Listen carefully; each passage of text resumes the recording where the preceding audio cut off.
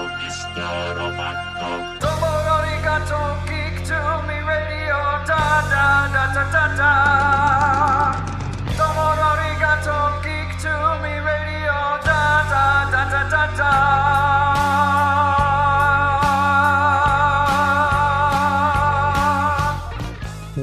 Welcome, geeks and nerds, girls and boys, to a brand new edition of Geek to Me Radio. Today we have actor Johnathan Fernández talking about a brand new movie he's got out called We Need to Talk. We'll dig into a little bit about his career as we go on with the interview. Later on, we'll be talking to our resident Doctor Who expert, Rob Levy, all about the casting of the brand new 14th Doctor and which panels you'll be able to see us at Fan Expo St. Louis next weekend. Stand by. Movies and video games. And if you don't know Star Trek from Star Wars, we'll try to explain. There are 12 doctors for Hogwarts houses, one ring rules them all. To be the greatest Pokemon master, you must catch them all. You must catch them all. Try to catch them all. Gotta catch them all. Gotta catch them all. And if you're driving around the greater St. Louis area tonight listening to us on the Big 550 KTRS celebrating 25 years in broadcasting, thank you very much for tuning in. If you're streaming us out there in the world, if you're watching this on YouTube, Twitch, or Facebook, one of our streaming platforms, hello to you and thanks for watching. And of course, if you're hearing us after the fact in the podcast form, wherever you get your podcast from, we appreciate your finding us there and subscribing and listening each week. Just celebrated our 300th episode. If you didn't get to hear that, that was an online exclusive. Head to geektomeradio.com. We've got our chat with director Martin Campbell talking about the brand new movie he had out, Memory, with Liam Neeson. We got into his working on 2 James Bond movies. We talked about Legends of Zorro, Green Lantern, and more. So make sure you check out our 300th episode, our conversation with Martin Campbell on geektomeradio.com. I'm going to go right to the phone lines. My next guest is very familiar to anybody who owns a TV. He's been on so many different projects. Right now, you can catch him on Gossip Girl and, of course, a brand new movie, video on demand as of May 13th. We Need to Talk. We have Johnathan Fernández on. Johnathan, how are you? Yo, what's up? St. Louis and beyond. Jason, thank you so much for having me. It's a true honor and privilege to be here. It's great to have you on. I first saw you, the first time I experienced your work was on Lethal Weapon, which I loved the movies. And when I heard they were going to do a TV series, I'm like, oh, this will be intriguing. And the cast started being announced. I'm like, this is a really good cast, too. Talk a little bit, if you would. We'll start there. Talk a little bit about auditioning for the part, how you got the role of Scorsese. Yeah, sure. Thanks. That's one thing where it's like, I'm happy to be here on something called Geek to Me Radio because I'm a huge nerd, huge geek, and I love, consuming media in all forms. And, something like whenever you hear about a reboot or a remake, obviously, like as a nerd or a geek, you bristle kind of right away. Sure. And you're just like, why? What's the purpose? Or any of that stuff. But something like Lethal Weapon specifically, once it kind of settled into my brain, I was like, you know what? This makes sense to do a TV version because you're like, what's Murtaugh and Riggs? Like, what are they up to during the week? What are their regular cases? If it's not just a 2-hour case, like what is just their day-to-day life in the LAPD? And so then I kind of was like, this is pretty interesting. And especially it was really nice to do a role that didn't previously exist. So pretty much zero pressure, in other words. Yeah. There's nothing to compare to. And I, things happen strangely for a lot of strange reasons. And somehow I booked the show off of just a series of self-tapes. Oh, wow. So I never had to go to Los Angeles. I was in New York at the time. And I submitted a tape. Then people liked it in LA. And then they called me back with some notes. And then I ended up giving them probably like 10 tapes, 5 for each scene. And it was just kind of like a series of me taking this random initiative and just being like, hey, they seem to like this. So here's if Scorsese is really flat. Here's one if it's just a straight up procedural. Here's one if he hates his job. Here's one if he's a real goofball. And I guess it worked out since like we weren't doing anything in the room where they could give me actual notes in person. And then I found out actually years later.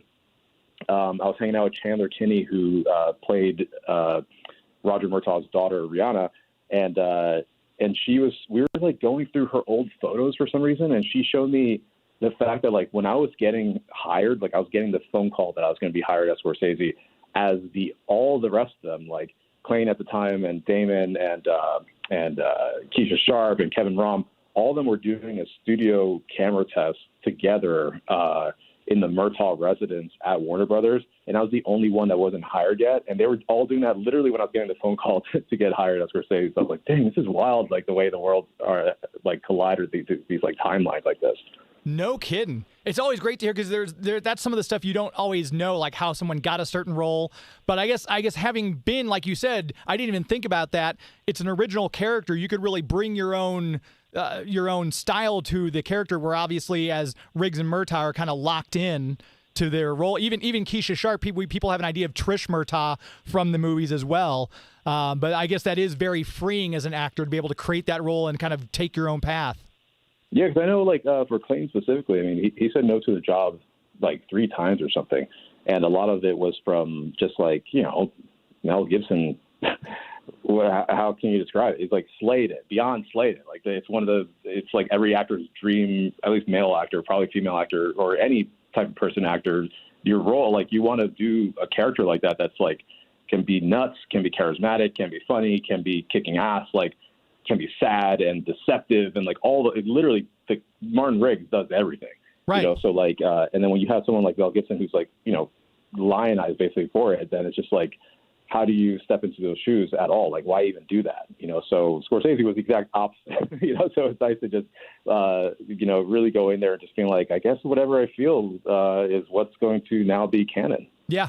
Yeah. And I did really enjoy the series. I was heartbroken when I found out they weren't bringing it back. Because even with the cast change, we lost Martin Riggs, brought in a brand new partner for Roger, which I thought their chemistry was great too. But I was really hoping we'd get another couple of seasons out of it because I think there were more stories to explore. For sure, yeah. I mean, thank you. Yeah, thanks for the kind words and thanks for watching. Like we had a really great time. All of us got together or got along so well. I mean, I saw Chandler recently here, like she's shooting Pretty Little Liars, like another.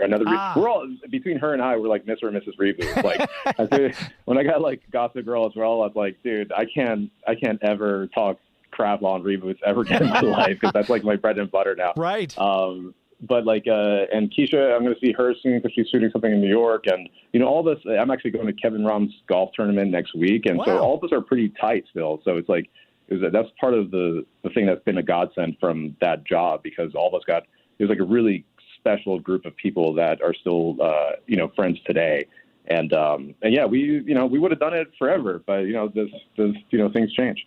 One of the great things, too, is now, especially with social media, being able to live tweet episodes with the fans. And I think Lethal Weapon had a great following there because Keisha would always live tweet the things. And it was great to have that interaction, too, that was not something you could have gotten even 5 years ago with the TV series. Yeah, that was really fun. Now that you mention it, that was something that when Gossip Girl was coming out, I really did feel like the loss of that experience, not being able to do that. Like, I think it was like with Lethal Weapon, we had gotten a lot of good buzz right away. And so we knew that it was going to be a safe space. Whereas with Gossip Girl, we're like, we have no idea how people are going to receive us. Sure. And so it was one of those things where it's like, maybe I don't want to be on Twitter when this thing goes out because like, who knows? But really the audience response to Gossip Girl has been great. So, but it would be really nice to, I know that the social media team for Gossip Girl, they do, I forget what time when the episode was airing, they would do like a live tweet, but it wasn't with any of us, and I don't know what the logistics of that was and why we didn't. But it's definitely not the same thing as like, hey, this thing's going to be on this channel this night. All of us are going to be there. Like there is definitely a magic lost there. Right. And speaking of Keisha Sharp, you wrote a short film called Lillian, and Keisha directed it. Did she see kind of what you were writing and ask to direct it? Did you ask her to direct it? How did that come up? Yeah, I asked her to direct it because I knew she had directed before. I knew at the time she had designs on directing an episode of Lethal Weapon that ended up being one of my favorite episodes. And when her and I were just kind of like, we would get into conversations all the time about like life, the universe, and everything. And at one point, I was like, "Hey, I have this thing. Like, are you at all interested in this? Because I really would love like a female perspective on this thing. And, you know me really well by now and all this stuff. And she like jumped at it right away. And I remember we went to the Soho House to kind of talk about it more like in depth with her and like this other producer. And it just kind of transformed into like the basic structure I had for it, which was based on true events in my life, was there. But then they kept on like asking me all these questions that I hadn't really asked of myself, and it ended up molding it to something that was like infinitely more poignant and more like pressing and like urgent. And she's just so talented and so smart. And so I was really happy that something whispered in my ear, like, hey, you should ask Keisha to do it. And it ended up being like such a great experience. I owe it a lot to her. Like, she just had such a specific vision for it when all I wanted to do was worry about the acting part and just like writing. And because I hadn't done anything like that before on screen. And so I felt very safe with having her kind of like helm it like that. And the new movie that's out now, We Need to Talk, the cast on this, it's got a great cast. James Maslow, Emily Bett Rickards, everyone who listens to my show will know her as Felicity from Arrow. Trey Chaney, who just followed me today. So Trey, if you're listening, I appreciate the follow on Twitter. That's very kind of you. But Ryan Jones, a great cast. Talk a little bit about the movie. It's kind of give people a flavor of what We Need to Talk is about. Yeah, We Need to Talk feels kind of like, I'm not saying it's late in any way. It's not. It's just like, what's weird is it feels like, because I play a lot of video games. So being able to talk or act and do my job with like within the video game sphere is a dream come true. But the reason I say before is like, it feels kind of late. It's just like, there hasn't been a way, or Hollywood hasn't really figured out a way to like monetize video games somehow. Right. It's like which makes it's like the worst kept secret is this like multi-billion-dollar industry that nobody knows what to do about. And so like in terms of anyway, like film and TV and stuff.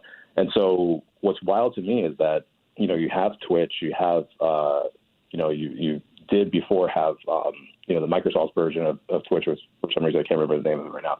And all these different platforms, and streaming is a thing, and like esports is a huge thing. I've been to so many different events. It's like this massive thing, and somehow there hasn't been a movie like We Need to Talk. So like when I first started talking to Todd Wolf, the director, about this, I was just like, I'm so glad to be kind of like at the forefront of this, because it feels like this could have easily come out like, I don't know, 5 years ago, which I'm glad it didn't, or else I wouldn't have been in it potentially. But but something like this specifically, where I'm just like, it feels like it makes perfect sense. The only thing that was a little wild about it was that, or one of the things rather, was that I didn't get to meet Trey. I didn't get to meet like a lot of the other folks, because we were always like just streaming, talking to each other.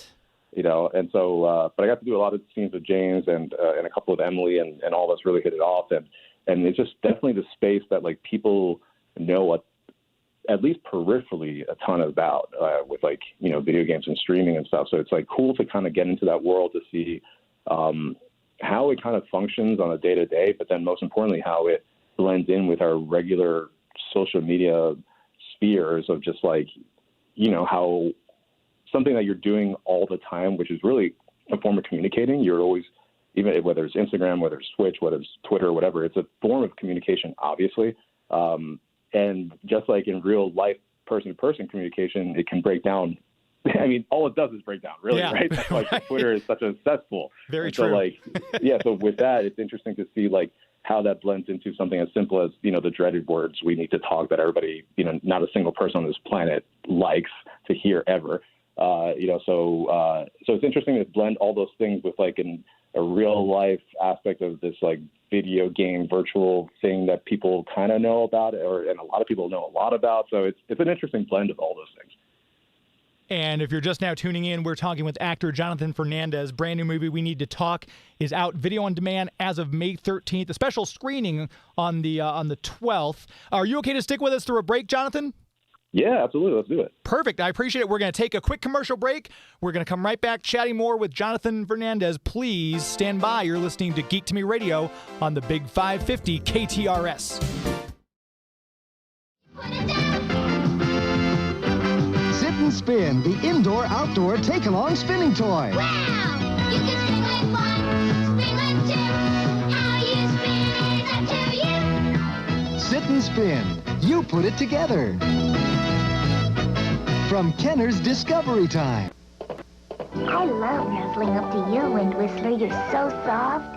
So soft, my little pony. My little pony is so soft to touch. I love the way you feel, my so soft pony. Paradise, So soft, Shady, my little pony. Wind Whenever Whistler, it's soft, you're gonna love Ribbon, it so much. So nuzzly Lofty. soft, you're gonna love her. each sold separately. You're so soft. So Soft, My Little Pony. Shady and other So Soft ponies sold separately from Hasbro. Supernatural! Now you can join the battle between brave Lionheart and evil Skull and advisorygrp.com. Again, the number is 636-394-5524. Hi, I'm Jim Regna, CEO of Triad Bank. Triad Bank is Take this. Supernaturals. Lionheart, Skull, and Ghostling sold separately. New from Tonka. This is Mariah, third generation at Newsetter's Fine Jewelry.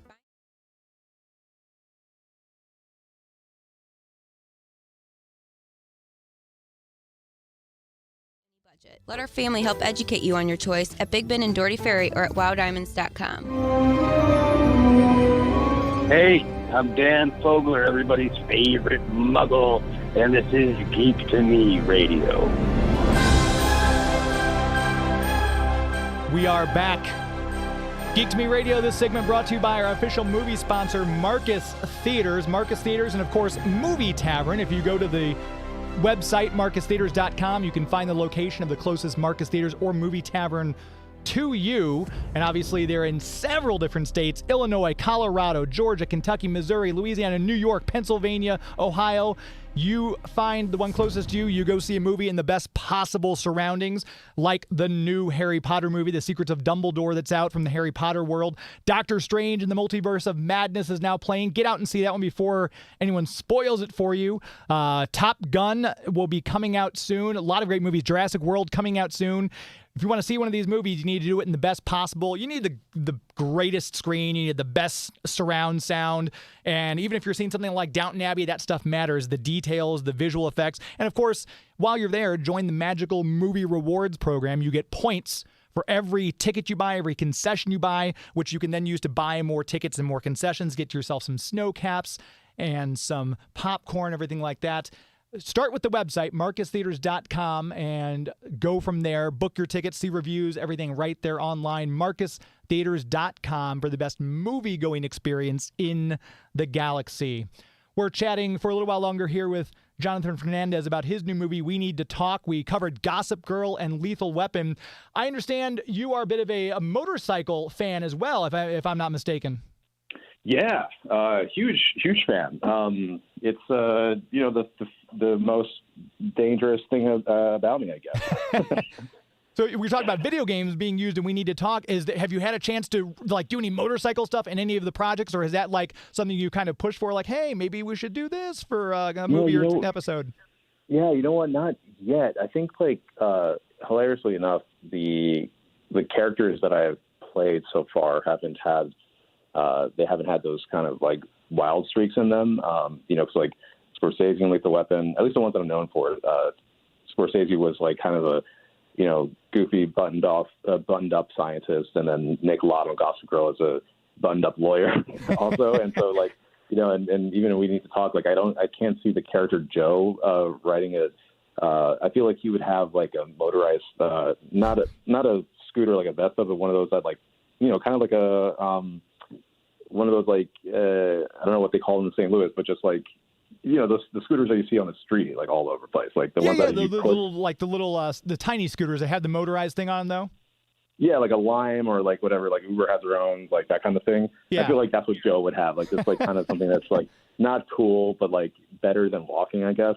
But no, otherwise, motorcycling, I have a Harley, I have a Triumph. Wow. My wife got her license last year, and she has a really gnarly Triumph from 2002. And the two of us, it's something we really enjoy.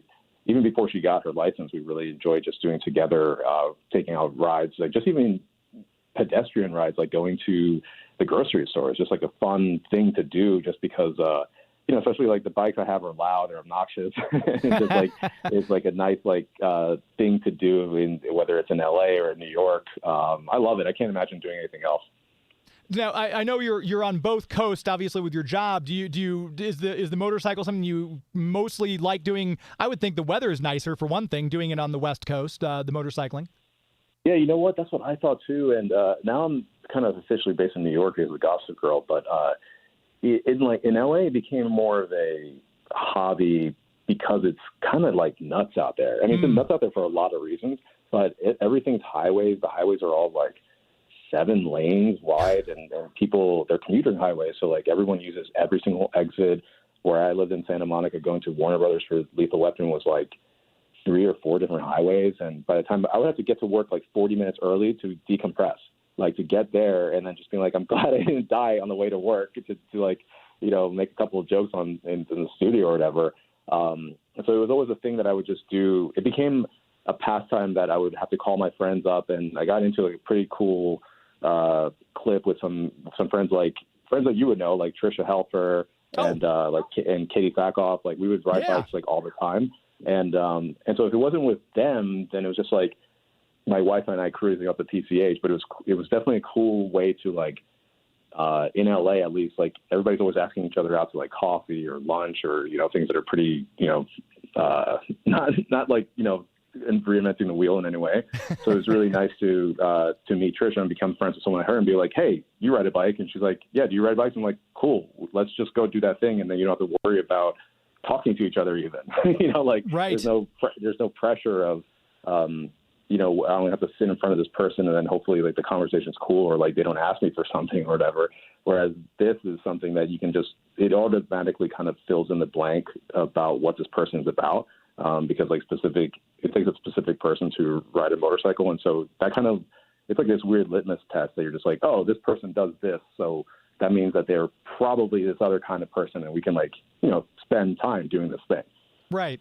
Yeah, I thought about it'd be kind of fun to learn how to ride a motorcycle. I've got uncles and aunts who do it, but I just if you were to see me, Johnathan, you could tell I'm not a motorcycle kind of guy. It just doesn't fit with me. So it'd be fun to learn though. Like people are always I'm always surprised surprised and not surprised at who rides and who doesn't, because it's just this thing, this like switch that kind of goes off inside you somewhere that's just like, I don't know, it's very freeing. Like you can't really experience nature in that way because you're like all your senses are firing and it's like this weird zen also, and like you can, it's one of those things too where it's like you could always just take a class and then see if you like it or hate it. You're probably going to love it, especially if you have like a bike that speaks to you, and also because it's not the whole, there's a lot of misconceptions that basically the Wild One, like the Marlon Brando movie, basically ruined it for everybody. That was in the 50s or whatever, and ever since then there's been that like motorcycle bad boy clan. Right. Obviously Hell's Angels is an actual thing, but it's largely not made up of people like that, so it's like the bad rap it gets is kind of hilarious, but you should, all that is to say that you should do it. And as you said, there are classes to take. My executive producer, Joey V, just looked at me and said, yeah, a falling class. So even he knows that I would not be the best at this. That's all right. It'd be something I might look into. It's, I got to, broaden my horizons. That's what I say. Yeah, indeed. And you talk about being the reboot guy. Maybe if they reboot Sons of Anarchy and bring it back, there you go. You bring your motorcycle along and you're in. Yeah, I tell you what, even with another Battlestar collection or connection, like when they were doing Mayans, I was like, oh man, like, it's largely, it's like Mexican Americans, and I do speak Spanish. My parents are both from Latin countries, and I was like, dude, I would love to do a show like that. And so, if they're going to spin off yet again, then maybe they'll do like a Honduran, Colombian one or something. I don't know. Yeah. Like, I'd be totally down for that, or like any version of that kind of thing. The problem is, like, the higher you get on the cast list, the less the studio wants you to actually ride the bike. That's the problem. Yeah. They don't want to have the higher the insurance rates goes up for you and everything, I'm sure, yeah. All that stuff. So it's like, Tom Cruise being who he is, if he's going to ride the bike, he's just going to tell them that's what he's going to do, But like, I don't have, like, my cachet as compared to Tom Cruise is basically like, I can't even use the word cachet. It's like a non-existent word for how much less it is than what he has. Yeah, I think we found that out. Some studio's been burned by Harrison Ford lately, flying his own planes. So it's right. Kind of that same aspect of it. But you mentioned you're a huge geek yourself, and you mentioned the video game aspect, which obviously ties into We Need to Talk. You said most of that was done over Zoom, and as a person watching it, you just think of these Hollywood shows and movies, and you think, oh, these guys all were on set. They read, the script read together, anything like that. Obviously, COVID changed a lot of that too, but it's so weird to think of, because even some of the voice actors we've had on talk about loving to have that interaction with the other character and be able to see them across the booth, even if they're doing voice. Is that something that was a bit of a challenge for We Need to Talk when you're not actually getting that other actor's reaction directly?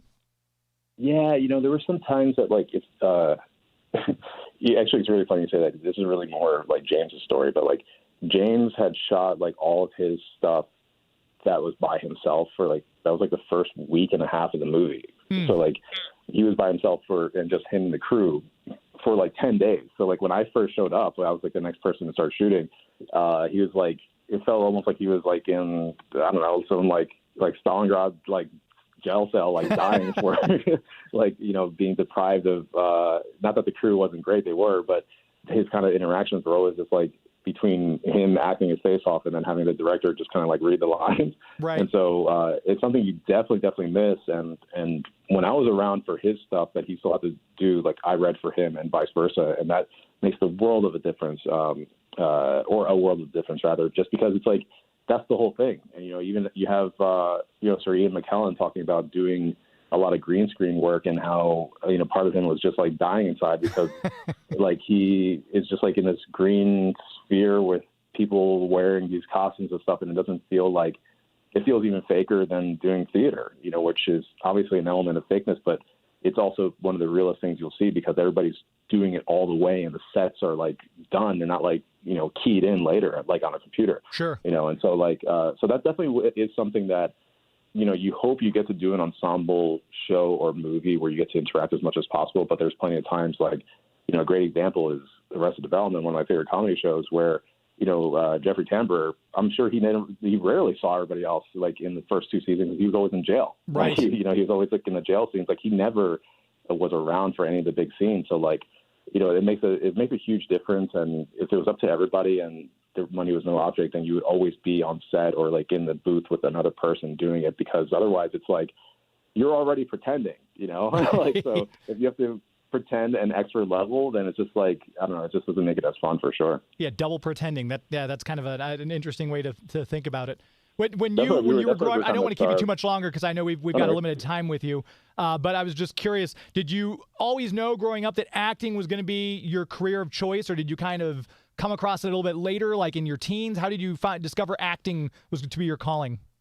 Yeah, you know what? I think I never had considered it. I did some like high school plays. Then in college, I unofficially changed my major at Penn State like 1 billion times in so many different locations.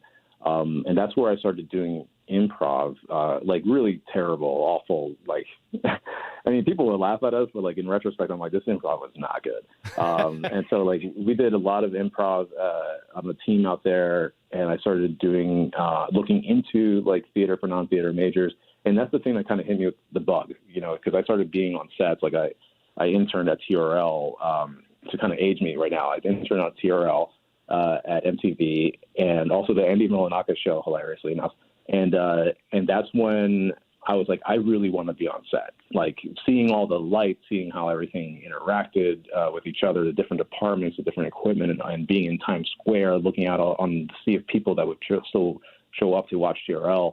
Like I really, really liked that. And so as I started doing improv and then went to UCB and did all their classes and got onto a sketch team there with people like Darcy Carden and Brandon Scott Jones and Chris Kelly, like all these people who at the time were doing like major stuff. Like they were doing commercials all the time. They were like John Murray, my friend, was one of the non-speaking writers on 30 Rock. So he was like in every episode of 30 Rock. Oh yeah. And so watching them, it was just like, oh man, I guess I'm an actor now. Like, I didn't really put it together because in my head I was just a comedian. I was just doing comedy and sketch kind of stuff.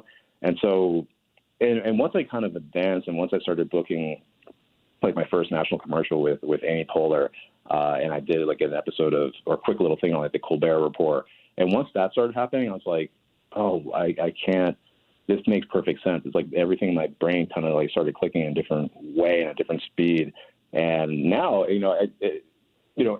what's weird is like when acting becomes a job, when you're just like, you look at it and you're like, this is a job. It's going to have its ups, it's going to have its downs. Sometimes you're not going to feel like doing it, even though it's your dream. Like plenty of times you don't feel like executing your dream like every day just because you're human. And so, but that's a weird feeling to have, to just see how like you're navigating all those things. And at the end of the day, what I'm getting at is that you can feel all that stuff and feel, and I've been very fortunate and I've had, a decent amount of success. And on your worst day on set, or if you don't get a job, or you really screw up an audition or whatever, to me, it kind of like always the thing that makes me laugh is like, oh, but everything else would be worse than this. Like, I can't imagine doing anything else. Like I'm highly like someone, I ran into someone at Ace Hardware the other day that that recognized me from the show, and they were like, oh, congratulations or something, and love Gossip Girl, blah, blah, blah. And then I'm like, I don't know what made me say this, because I never make jokes like this, like especially like self-deprecating jokes. But and I was like, for some reason, I was like, you know why I'm an actor? And the guy was like, why? I'm like, because I can't do anything else. Like, I don't know how to do anything else. This is it. And so it's a weird headspace to be in, but that's also what makes it the most fun. Yeah, I totally get that. And it's one of the things it's to be, especially at the level you're at, where you're working with all these great people and you got attached to all these great projects. I'm sure it's got to be very rewarding for you as a performer. Oh, especially because like I don't know if so I was supposed to be in the Morbius movie, and things kind of changed significantly with like how like that movie was supposed to come out before Spider-Man 3 and before Venom 2. And so I can't exactly talk about what I did for it, but I don't think I don't want like Johnny Marvel coming after me basically for the NDA. But like basically what I'm getting at is that like the stuff I had to do that day, which ended up being like pretty secret scenes, and I couldn't really tell many people about what I was doing, was one of those moments where I'm just like, man, I can't believe I'm here with like who I'm with and the character I'm playing and all that stuff. And it's just like, and that was one day, and I didn't pay very much. It was, even though it was like a studio movie, because the way the pay rates work and all that stuff. But I was like, it was one of those moments where you're like, I would gladly do this for $0. I would pay to be here basically to do this thing. And it's one of those like pinch yourself moments of just like, man, this is like, to be part of the Spider-Man universe, something that I've read 1,000 issues of, and something I grew up with, and something I would like. I wrote a letter to Lord and Miller, that my friend Brent, who has worked with them in the past, because he worked for Norman Lear. He was like, I wrote them a letter being like, hey, if you ever do an older Miles Morales, like I'm your guy. Like, oh, that'd be brilliant. I'm an Afro-Latino from Brooklyn. I speak Spanish. Like I'm this person, even though I know that you're basically not going to do an older. Who knows if you're ever going to do like, a Dark Knight Returns kind of thing, like the way Spider-Man Reign was. But I was like, if you want to do something like that, here, I just need you to know that I exist, basically. And so, and nothing came, I mean, as far as I know, nothing came of it. But anyway, long story short, there's stuff that like happens that way. That's just like, yeah, I mean, I don't know. I just can't imagine doing something else. It makes no sense to me. Now that you've said it, I cannot not picture you as an older Miles Morales. It's going to be in my brain now. So hopefully, now that you put it out there in the universe, man, I hope it comes true. That would be amazing. No pun intended. Dude, I even have the suit. I have a suit that was made for me by someone who was on Jessie Pridemore, to give her a shout out. She was on that show on Sci-Fi that was like the cosplay. Oh yeah, I remember the show. Yes. Yeah, so I got in touch with her through another friend that I met at WonderCon in Anaheim. And she made me like Miles Morales suit that fits me like a glove. Wow. And I was, because I was going to do a fan fiction short film with my friend Allison Hayslip, where she was going to play Allison Hayslip from like G4, Attack of the Show days, who was a good friend of mine. And we were going to do like her Spider-Gwen being older. We have a kid together, and, we have to come back and wear the mantle again. And we just haven't done it because then literally the pandemic like happened. It's so funny. Yeah. Actually, I haven't thought about this, that like Jessie was delivering me the suit, and was worried about just like being sick. And so she was like, I don't want to hand it off to you. And I was like, oh, don't worry about it or whatever. And then like 2 weeks later, like the world shut down. So I was like, oh my God, like this suit had like the original strain of like COVID in it. Basically. But no, so we've just been waiting for the proper time to like do all this. But like, I hope we get to do it soon. That would be incredible. And I know I've got to let you go. We've got you for a little over now, a half hour. And I appreciate your time. But I feel like we need to have you back on because we could easily have talked the entire night into tomorrow, I'm sure, about all the different things. Yeah. No, let's do it.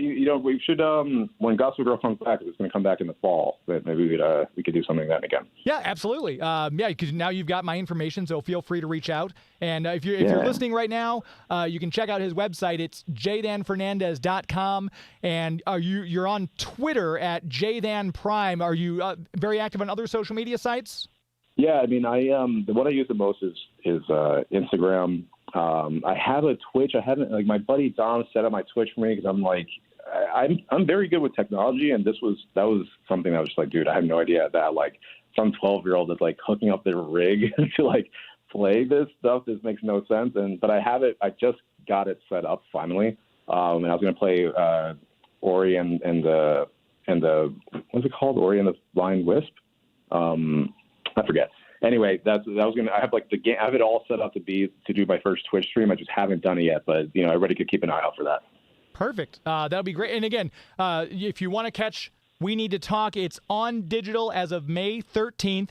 Obviously, as he said, Gossip Girl comes back in the fall. And if you get the chance to go on, I think they still have the episodes, if I'm not mistaken, on Fox.com, or I think if they have the older episodes for some of the shows, make sure you go back and catch Lethal Weapon, because that was a great show, and I'm really disappointed that one got canceled. It's on Hulu right now as well. Oh, perfect. So you can see it there as well.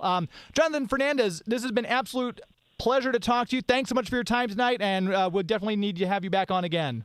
Yeah, absolutely. It was my privilege and pleasure, and I can't wait to do it again. Thank you so much. Sounds good. Have a great rest of your night.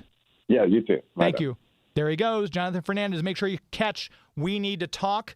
That's a great cast, and we just got done talking about that movie. If you're just now tuning in, you can go back and catch this later on when we put it up online. We're going to take our next break. We're going to come right back and chat with Rob Levy from the St. Louis Celestial Intervention Agency, talking about the new Doctor Who casting and more. You're listening to Geek to Me Radio on the Big 550 KTRS. Do anything to get out of this pet shop, even dress up like other animals. Shh. So if you see us in your neighborhood and you find out we're not what you think we are, you're the best bunny ever. Purr? You're not a bunny. You're a cat. Don't tell, okay? Don't worry. It'll be our secret. The Pretenders from Fisher-Price. Squeeze them, and they really purr. Wampa! Hop Wampa Cave! Luke's inside! It connects to Hop's Iron Cannon. Introducing Hoss World. 3 play sets in 1. New from Star Wars Micro Collection line. 19 die-cast figures and action poses included. Closed doors. Race Tower. Activate Iron Cannon. Connected to Hop's generator attack. Scoutwalker's hit. Target generated. The world of Hop is now! Yeah! Hoss World from Star Wars Micro Collection line. Play sets also sold separately. Figures included. New from Kenner. You can wish upon a star fairy. I've been so busy granting wishes, I'm tired.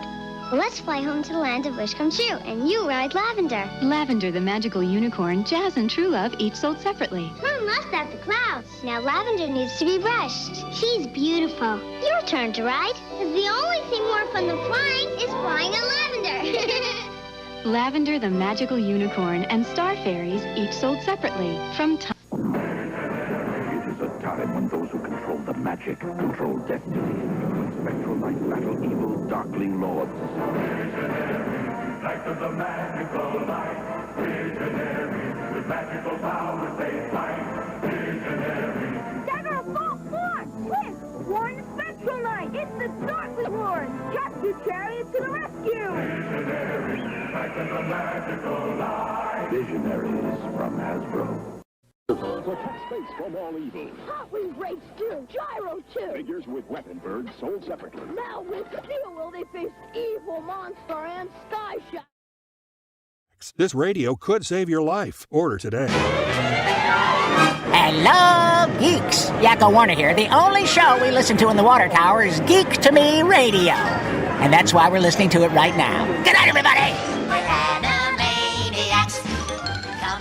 We are back on Geek to Me Radio. This segment brought to you by Bugs Comics and Games. BugsComicsandGames.com is the website.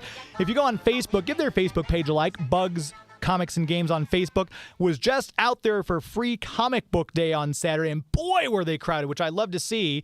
And they had STL Donuts out there. They had this cool setup out in the parking lot. STL Donuts making these mini donuts of all these different flavors. I had powdered sugar and cinnamon crisp, I think, were the two flavors I had. But it's really cool. They make them right there. They're perfectly fresh.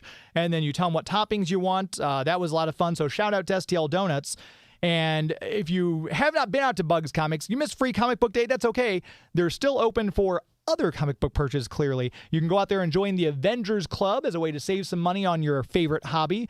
Join the Avengers Club. You pick out a character, you enroll in that club, and you start earning discounts on your new issues, your back issues, your games, your supplies, all the stuff you want to keep it up with your collection on. And, of course, he has a great selection of back issues. He's constantly buying collections. I was just in there for New Comic Book Day. Bunch of long boxes I hadn't even seen him have out on the floor before. If you're looking to sell your collection, as I just said, he's buying. You can always go to Bugs Comics, let him know what you have. You can talk to him there. You can email him through the website as well. But if you're in the St. Louis, St. Charles area and you're looking for a new place to get your comic books, can't recommend them highly enough. BugsComicsandGames.com on the website. They're right off of Bryan Road in O'Fallon. Very proud to have them as our official comic book sponsor here at Geek to Me Radio. Speaking of, we've got a partnership with Kokomo Toys going on. Kokomo Toys in Kokomo, Indiana, and we've got a special giveaway because of the new Doctor Strange movie that's out. We have Marvel Legends 2-pack for you. We have a Doctor Strange Marvel Legends and a Scarlet Witch Marvel Legends. Those are up for grabs right now. We have the KTRS text lines are open at 84126. First person to text in and tell me what is Doctor Strange's first name. The first name of Doctor Strange. Text that to 84126. The first correct answer I see come across the KTRS text lines, and we'll contact you back, let you know you won that 2-pack of Marvel Legends figures. We heard Rob Paulson's voice bringing us back from commercial break. He'll be one of the guests at Fan Expo St. Louis. And the gentleman who I've got on the phone line right now talking Doctor Who, he'll be hosting several panels at Fan Expo St. Louis. We have Rob Levy from the St. Louis Celestial Intervention Agency. Rob, how are you? Hey, sir. How are you? Good. Good to have you on. Big news today in the Doctor Who world.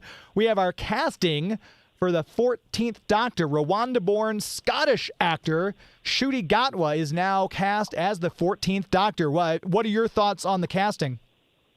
Well, as with all of the castings in general, they're never completely popular with everybody. So that tradition is still the same.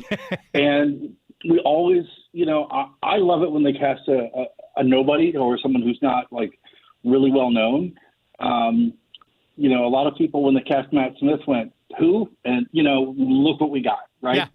So I'm excited that they kind of went for an actor that's, got stage work and also has got TV work and some Shakespeare work as well, and movie work, but also, understands the lore of the show, at least the initial stuff that we're hearing. He sort of gets the weight that comes with the part.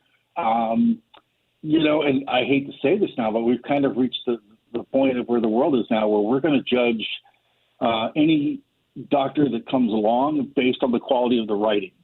So I think the biggest thing that's going to happen for him is if the stories he gets are well written, and have a whole and a center, a beginning and an end, then he's on good footing. If not, we're back to where we were with Jodie, which is unfortunate. Yeah, and that's one of the things, the Chris Chibnall writing. I love Jodie as the Doctor. I've liked all the companions. Haven't been big on Dan, but I liked all the other companions previously. Really? And it's just the writing is so hit or miss. We'll have a fantastic episode, and the next two will be kind of clunkers. But I think with Russell T. Davies coming back, that kind of inspires me to be a little more hopeful since he's the one who gave us the reboot back in 2005. I hope so. I mean, the thing is, Russell was not exactly a smooth storyteller either. A lot of his stories were kind of like, would be laid out and then you had the super fast ending and you're like scratching your head like what's going on. But he is a writer who understands the big picture of how you make something entertaining. He also understands the lore and the importance of the show. But I think also that since he produced the show the first time, he's really grown. As we've seen with It's a Sin, I think he's really grown as a writer and somebody who develops characters. And I think the biggest asset that he does do is he will be able to bring in writers who will tell some interesting stories. Maybe we're familiar with them, maybe we're not. But I also think, too, that he's going to be smart enough to know when he's too busy and when he needs to sort of step back and let someone else write the stories. Like, here's what I want, fit in the story, have a great day, right? Kind of some of the things Moffat would do. But I think if we get that, for me, the writing aspect of it is more important than the actor. Certainly so far, by early indications, he's got a certain on-screen sort of wit and charm that I think will make him good for the role.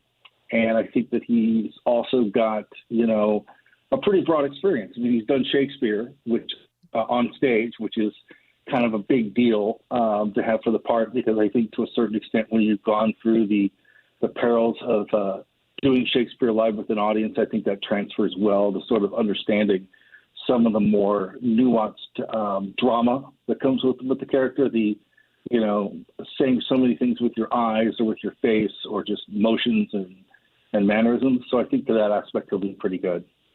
And I don't want to focus too heavily on this because we want to talk about Fan Expo as well. Real quick, yes. we did get a notification on the text lines. We have a 314 area code number that correctly guessed Doctor Strange's first name is Steven, and he even spelt it correctly, so good for you. The 314 area code, we do have your number. We'll give you a call right after the show to get your address to send you those Marvel Legends figures, courtesy of Kokomo Toys in Kokomo, Indiana. If you have not seen the website, check out Kokomo Toys on their social media.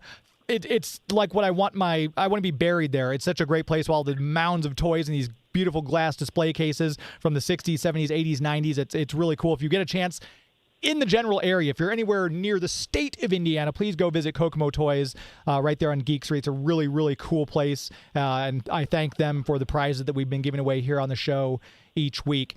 Fan Expo St. Louis coming next weekend, May 13th through the 15th. Rob was very kind to say, hey, James, would you be willing to be on some of these panels? And you obviously Doctor Who panels, but you guys are also doing a Book of Boba Fett panel and a James Bond panel as well, yes? So the St. Louis CIA has done, panels of conventions, in the past. And again, we're going to do a bunch. Myself, Tim Brewer, Jennifer Picker, Denise Deach, and a man by the name of James Install, I think. I've heard of him. Some panels. He's a ne'er-do-well. So basically, I go to them and I pitch panel ideas and say, this is what we want to do. I always pitch more than I think we're going to get because it's kind of dumb to go down and just do one, right? And this year they're like, no, bring it on. So some of the ones I pitched that were outside of Doctor Who, I'm kind of excited about doing. So we're doing, and you're doing the bulk of them, which is going to be great. And it's nice to have you in. But the St. Louis CIA is the oldest Doctor Who club in North America, and we've been really involved in fandom of all kinds in St. Louis for years.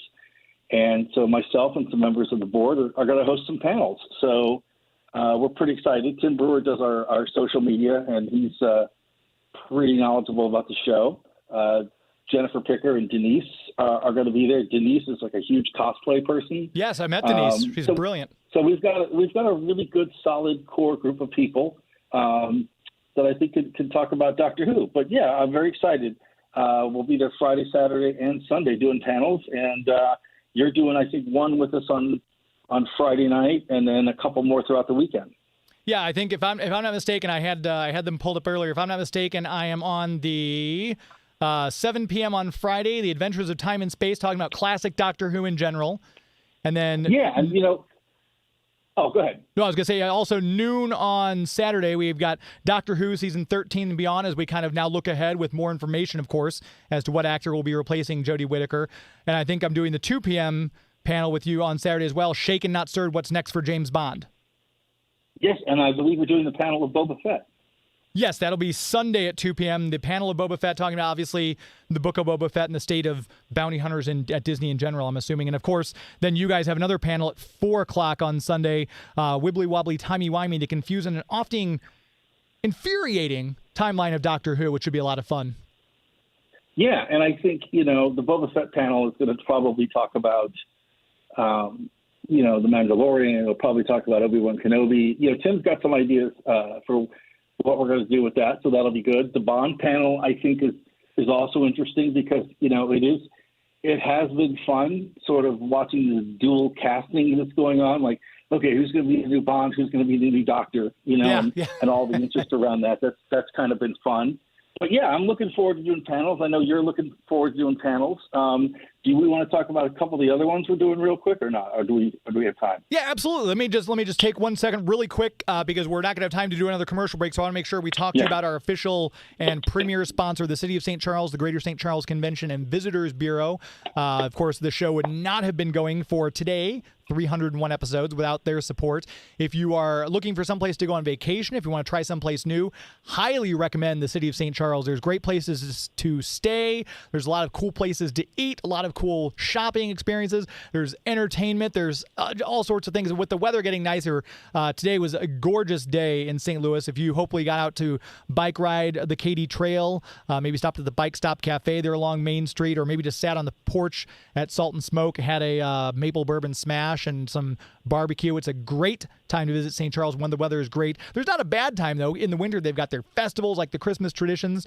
If you are looking to some place new for your travel destination for 2022, check out the website, which is, of course, discoverstcharles.com, discoverstcharles.com. As we always say, it's an historically good time. I also want to say that Fan Expo St. Louis was kind enough to give us a pair of 3-day passes to give away for this weekend. So what I will have you do, if you are listening and would like to win those passes, give us a call on the KTRS hotline, 314-931-5877. If you're the 5th caller, we will give you those passes, 2 3-day passes to attend Fan Expo St. Louis. And in addition to the panels we already discussed, Rob, there are other panels, of course, which I'm not doing because you guys do a lot of Doctor Who panels, which I'm not familiar as much as you guys are with the 5th Doctor, for example. What are some of the other panels that you guys have planned? So, we start Friday evening. So after you get off work, you can head on down. So Peter Davison played the 5th Doctor, and this year marks the 40th anniversary of the 5th Doctor. And that's a very important era in the history of the show for a couple of reasons. One, he took over from, I almost said from David Tennant. He took over from Tom Baker. And the show went through an awful lot because you had 7 years of Tom Baker and you get this youthful young doctor who's taking the part. And again, he hadn't even been the Doctor, a week, and people were freaking out, But his era was really interesting in that it did a lot of different things with the show.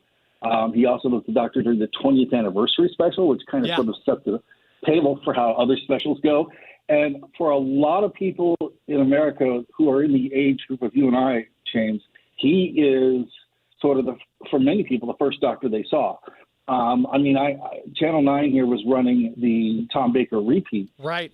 And then all of a sudden, the St. Louis CIA was showing imported videos from England of Peter Davison. So he's the first new Doctor I saw in real time with an episode called Modern Undead. And people would come to the meetings and you could see Peter Davison's run while it was happening live. And that was pretty cool, your first new Doctor. And it's a very nostalgic era. I know Jennifer, who is in our club, is very excited about doing that. And also, it is now connected to the new series because Davison did do a special with his son-in-law, David Tennant, a couple of years ago. But now Janet Fielding, his companion, Tegan Gervais, is coming back for the next special. So there will be sort of a connection between the two eras.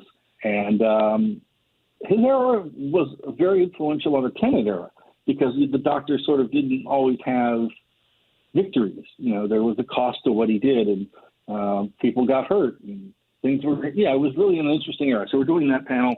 And then one of the things that we always get asked about when we started doing panels was, what about Classic Who? And we're doing the Classic Who panel because it's a nice contrast to the new. show, and we also want to get people to understand the history of the show and enjoy the old show. And part of that is the Missing Episodes panel we're doing, which is just a lot of fun because there are over 100 missing episodes of Doctor Who from the William Hartnell and Patrick Troughton era. A lot of these have been colorized and reissued. They just released Galaxy 4, for example, a Hartnell story. Yeah. Restored with animation. And so there's still some really interesting and important work from the first and second Doctor that's missing. And we're going to dig in a little bit to why they're missing, where they could be, will we ever see them, what would we like to see, and things like that. It's kind of a fun little conjecture panel as well. And the continuity of Doctor Who panel sort of happened because whenever we talk about both the classic series and the new series, the history of the Time Lords and the continuity always comes up. And, Doctor Who, like Star Trek, you cannot really pay any attention to the continuity. It is maddening. And trying to follow the continuity now with Jodie leaving is maddening. So I think to say the least, panel, yeah, because they've really done a lot with Jodie's Doctor now to kind of warp the origins of some of the classic series. We're at the end of the time, unfortunately. No problem. The hour flies by. I need to talk to KTRS by giving me 2 hours, but we can't do that because next up, right after this, Max Foisey has Max on Movies. He'll have his Doctor Strange review and more, so make sure you stay tuned for Max. I also want to let you know that next Sunday, if you're a longtime KTRS listener, we're going to be doing a Bill Cleveland's Trivia Night reunion. We're going to have Bill Cleveland and Nikki and Nick all back in studio for a Bill Cleveland's trivia reunion. We're going to give away some prizes. We're going to do some trivia like we used to do 6 years ago. So that'll be fun for longtime KTRS listeners. And if you're a new listener to the show, we'll have trivia and giveaways. So it's going to be something for everyone. Also, as we just celebrated our 300th episode, you can go back to geektomeradio.com, check out my interview with director Martin Campbell. I'm doing a giveaway in conjunction with that. It's on my pinned tweet. So if you go to Twitter, look up Geek to Me Radio, follow me there, and all you have to do is follow me and retweet for that entry into that retired Lego set, that retired Star Wars Lego set. I launched that on May the 4th, and you still got some time to enter that as well. Rob, really quickly, let people know where they can keep up with you online. So the St. Louis CIA has a Facebook page. You can follow us on Facebook and Twitter. That's the best way to follow us. I'm on Facebook and Twitter under my name. And you can just follow that. And, if you come to the panels next week and say hi to James, he can give you all that information in person. But please come out and see the St. Louis legend, James Redstall, do some panels with us. Well, I appreciate you letting me be part of the panels. It's always great to have you on. And like I said, you know more about Doctor Who than anybody I know. So it's always good to have you on when we get new Doctor castings and everything. Rob, thanks for your time tonight. Have a good rest of your night. You too, man. Thanks. Take care. There he goes. Make sure you... we're going to be giving away stickers and everything else. A lot of other stuff while I'm there on site. So find me and say hello. Catch the panels that we're doing with Rob Levy and the St. Louis Celestial Intervention Agency. And until next week, my friends. That's our show. This is Geek to Me Radio. Thank you, Gallifrey. Good night. KTRS St. Louis. Live and local. Depend on it.